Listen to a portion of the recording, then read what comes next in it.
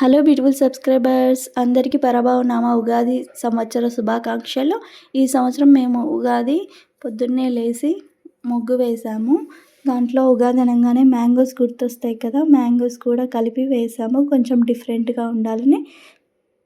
అలా వేసుకున్న తర్వాత ముగ్గు వేసేసి అయిపోయిన తర్వాత స్నానం చేసేసి, ఈ సంవత్సరం మా ఇంట్లో ఫెస్టివల్ జరుపుకోలేదు.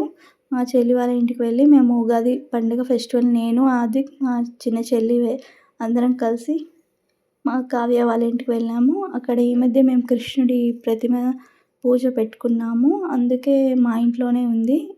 అందుకని నీట్గా స్వామికి నగలు ఉంటే అవి అందంగా డెకరేషన్ చేసి మేము పూలమాల, బంతి పూలమాల కట్టాము స్వామికి అలంకరించడం కోసం.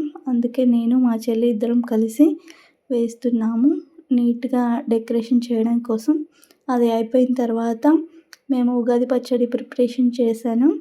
ప్రతి సంవత్సరం కొంచెం నార్మల్గా చేస్తాము, ఈ సంవత్సరం జ్యూసీగా అందరూ రకరకాలు చేస్తున్నారు కదా, ఈ కొత్త సంవత్సరం కొత్తగా ఉండడం కోసమని ఉగాది పచ్చడి ముందుగా చింతపండు గుజ్జు తీసుకున్నాము, దాంట్లో కొన్ని వాటర్ కలిపాము, అలాగే సాల్ట్, కారం వేసాము. తర్వాత కొంచెం వేపపూత కూడా కలిపాము. 6 రుచుల సమ్మేళనమే కదా మన ఉగాది అంటే.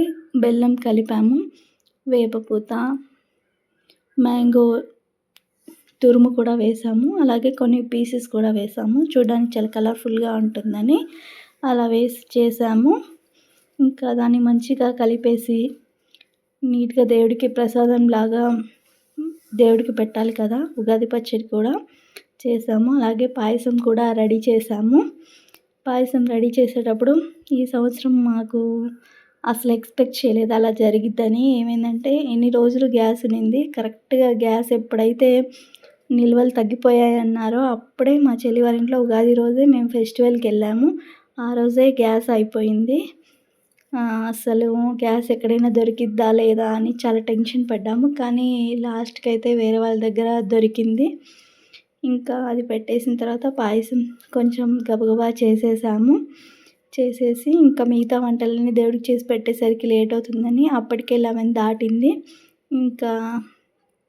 నీట్గా దేవుని డెకరేషన్ చేసుకున్నాము, పూలమాలలు అన్నీ అలంకరించాము. తర్వాత మా చెల్లి వాళ్ళ హస్బెండ్ తోటి దీపారాధన అన్నీ చేసి దేవుడికి సంబంధించిన శ్లోకాలు, అలా దేవుడికి టెంకాయ కొట్టడం, దేవుడికి అన్నీ చేసాము. చేసిన తర్వాత ఒక్కొక్కరం ప్రశాంతంగా దేవుడి ముందు నమస్కరించుకొని సాష్టాంగ నమస్కారం చేసుకున్నాము. మనసు ఎంతో ఉల్లాసంగా, మనసు చాలా ప్రశాంతంగా ఉంది.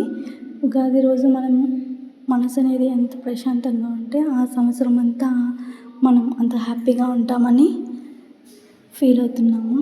అలా మాధవిక్ కూడా పూజలో పాల్గొన్నాడు ఫ్రెండ్స్, అందరం కలిసి పూజ చేసుకున్నాము.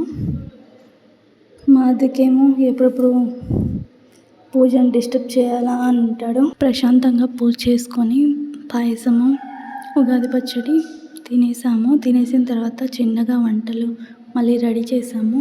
రెడీ చేసి అది తినిపించేసరికి 2 అయిపోయింది.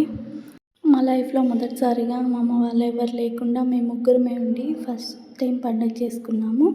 డిఫరెంట్ టైప్స్ వెరైటీస్ చేసుకున్నాము. ఏం చేసుకున్నామంటే ఫస్ట్ మ్యాంగో పులిహార చేసుకున్నాం. పులిహార అంటే మాకు చాలా ఇష్టం, అది కూడా ఇష్టం. అలాగే పులిహారలోకి బంగాళదుంప కర్రీ చేస్తాము, అలాగే అన్నం, తర్వాత పప్పుతోని సాంబార్, మంచి కూరగాయలు వేసుకొని మరి సాంబార్ చాలా టేస్టీగా కదా, చాలా బాగా అనిపించింది. పెరుగుతో మా వంటలన్నీ కంప్లీట్ అయిపోయి. Thank you for watching. Don't forget to subscribe. మీరు ఈ పరాభవనామ ఉగాది ఎలా జరుపుకున్నారో కామెంట్ చేయండి. Thank you for watching.